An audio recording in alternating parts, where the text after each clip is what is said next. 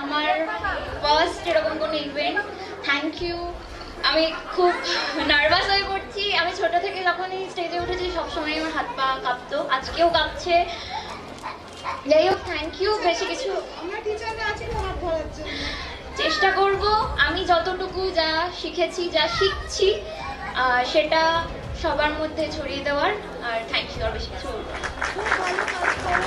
স্নেহা, ভীষণ ভালো কাজ করো, এগিয়ে যাও। And you are a wonderful sweet girl.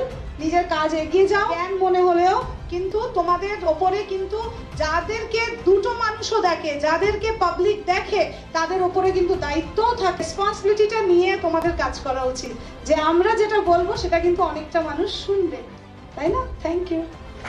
Thank you.